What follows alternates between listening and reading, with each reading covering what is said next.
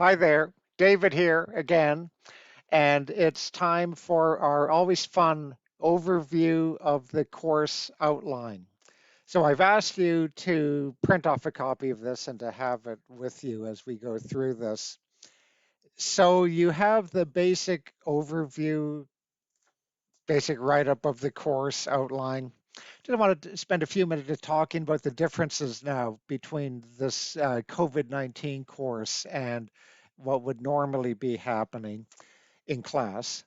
Of course, everything is online, and so this course and all of my courses this fall are being taught asynchronously, in that you are not going to be online at the same time I am online, like right now. So I've done this for a number of reasons. One is that we have students from all different time zones and different countries of the world. It would be very hard for everybody to be online at the exact same time. And also, I'm fully cognizant that the synchronous courses can be very complicated in the demands on the computers and computer access.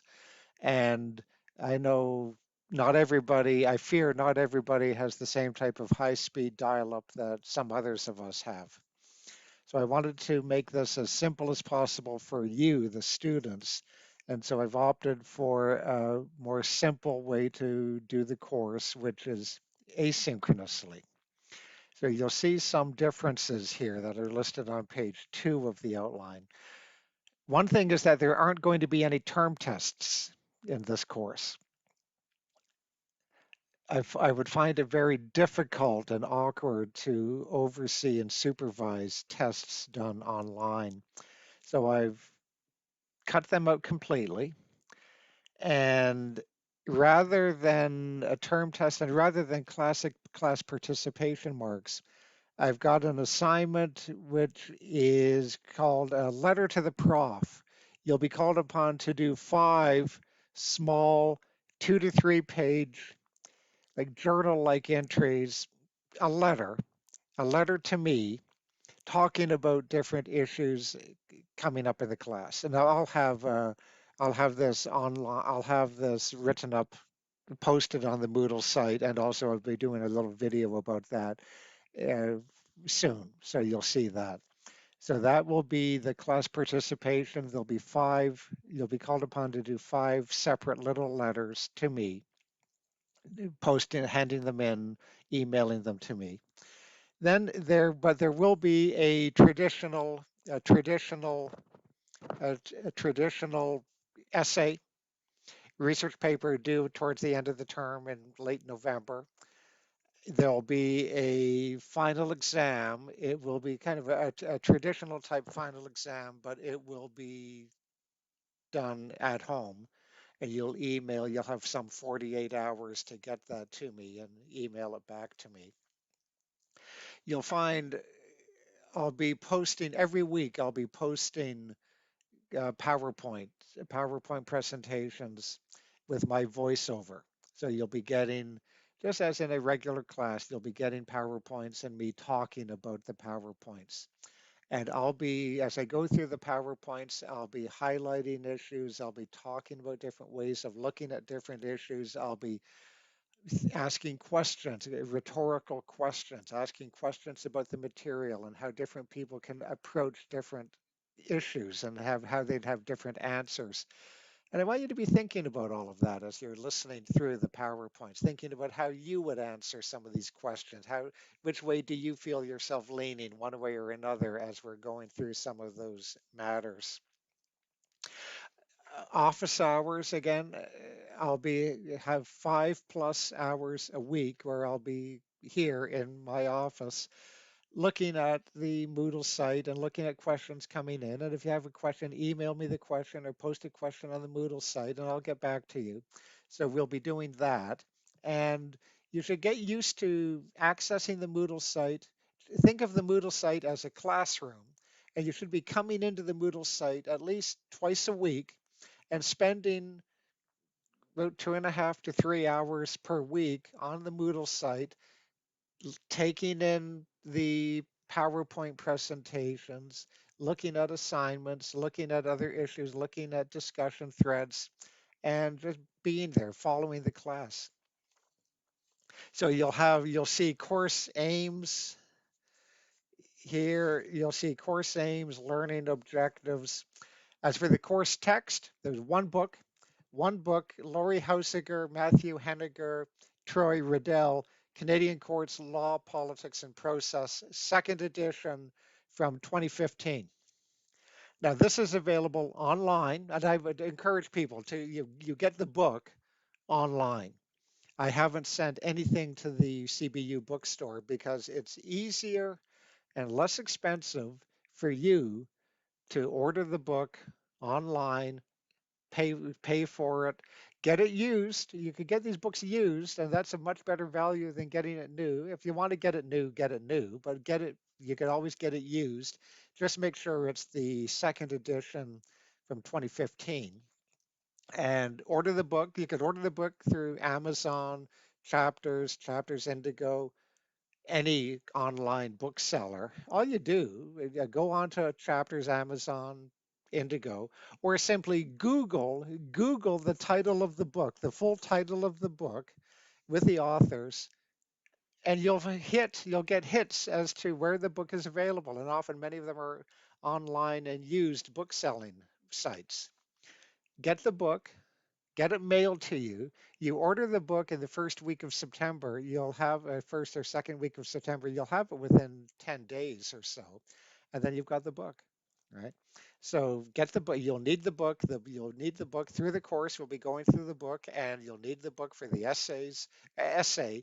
You'll need the book for the essay. You'll need the book for the final exam. So class participants, so the course requirements for the marking, class participation counts for 25% of the course. That's you do five separate letters to the prof, each one worth 5%, so that's 25%. The research paper will be worth 40%, and the final do-at-home exam, 35%.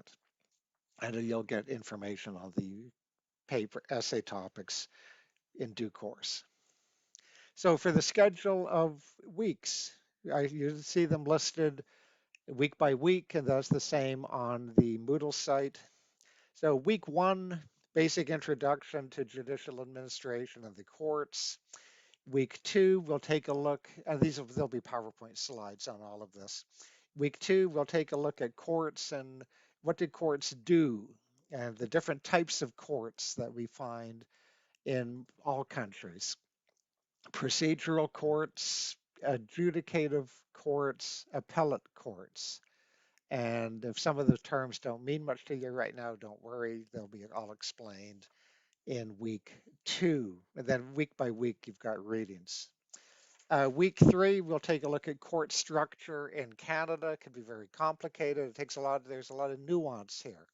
So we'll be going through court structure and its history in Canada. Week 4, we'll be taking a look at comparative judicial systems.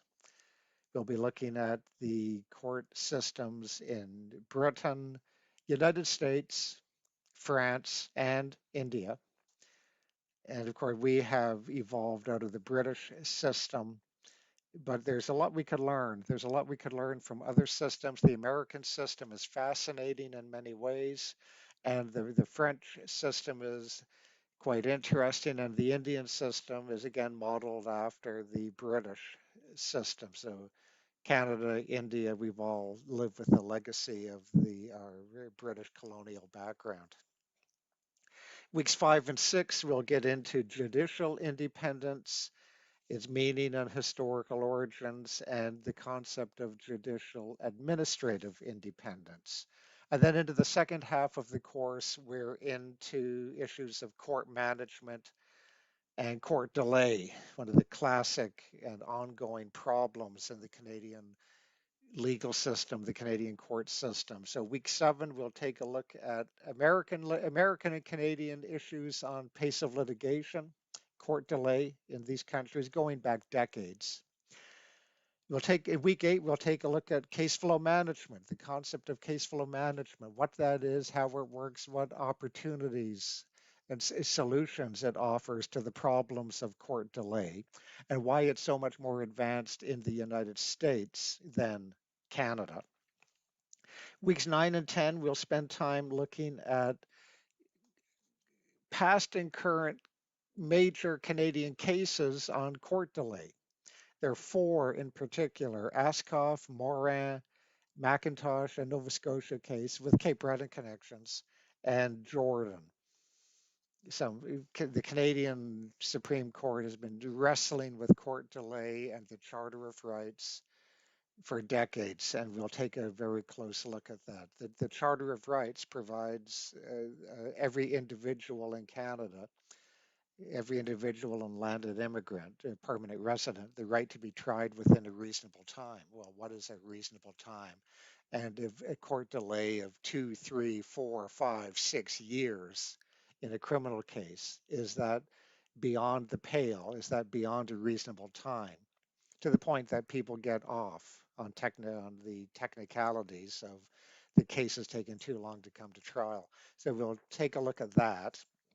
And then weeks 11 and 12, we'll deal with alternative dispute resolution, the role of quasi-judicial administrative tribunals, and then the future of judicial administration, all told. So, a lot to come. If this is a little unknown to you right now, don't worry. All will be explained as we go through the course. And I promise you that by the end of the course, by the end of this course, you will know more about Canadian courts and judicial administration than 99.999% of all other Canadians. That's a promise I can make to you right now, and I've always fulfilled these promises. Anyway, you take care, and I'll be talking to you again soon. Ciao.